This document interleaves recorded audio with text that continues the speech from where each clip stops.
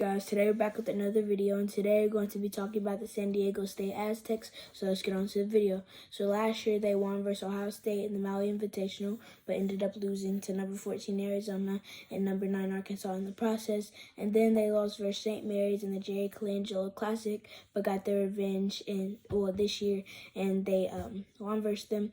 And then they won versus then they lost versus New Mexico, which was a surprise to me, even though New Mexico was a good team.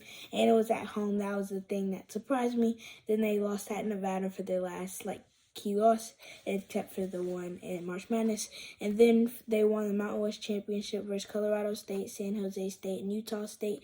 Then they won versus Charleston, Furman, Alabama, and Creighton. Creighton, and FAU in the tournament. And then they lost to UConn in the championship. They almost made it, and at Final Four, buzzer beater was great, but they just didn't have enough to win. And then for the key losses player-wise, they lost Matt Bradley to graduation, and he averaged 12.6 points, 3.8 rebounds, and 2.1 assists. And then Keyshawn Johnson went to Arizona, and now he's averaging 13.3 points, 7 rebounds, and 1.3 blocks a game. And that's a good step, because last year at San Diego State, he didn't have as big as a role, and now that he's playing at Arizona, a bigger team who needs him more, he's doing better, and that's just good for him, and just good to see. And then Nathan Mensah, he went to the Charlotte Hornets. And he's playing for their G League team, and at San Diego State, he averaged 6 points, 6 rebounds, and 1.7 blocks in 20.7 minutes. And then Agwek Arop, I'm sorry if I pronounced it wrong, but he averaged 4.5 points and 3 rebounds in 16 minutes a game. And then for the last person, Adam Seiko, and he almost averaged 6 points a game. And then for the returners, they got back Micah Parrish, and now he's averaging 12.2 points, 4.6 rebounds, 2.6 assists, and he's shooting 50% from 3. And then Lamont Butler, he was a key role to their championship last year, their championship appearance last year, and now he's averaging 9.2 points, 4.2 assists, and 1.4 steals. And then Darion Trammell, he's averaging 9.8 points, 2.9 assists, and 2.4 rebounds. And I think he's the one who hit the game-winning shot to send them to the championship against UConn in the Final Four versus FAU. And then Jaden Ledee, he really surprised me this year, and he's averaging 26.8 points, which is first in the league, and averaging 10.6 rebounds as well, so that's really good for him and San Diego State.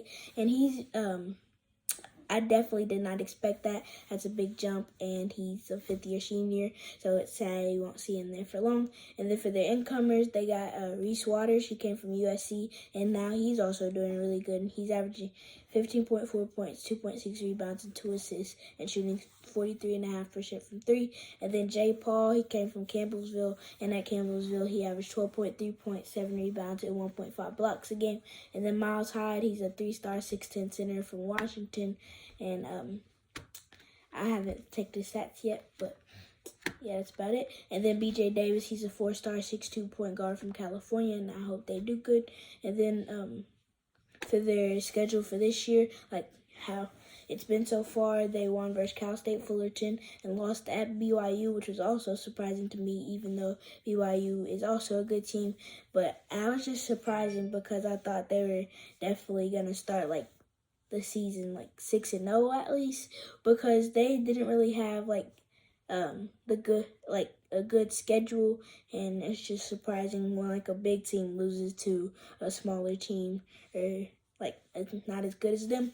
And then after that, they won versus Long Beach State. They won the Continental Tires main event, and versus St. Mary's in Washington. And the Washington game was a thriller. They won 100-97, and that was a good game for them. And then they also won in the SoCal Showcase, obviously versus California.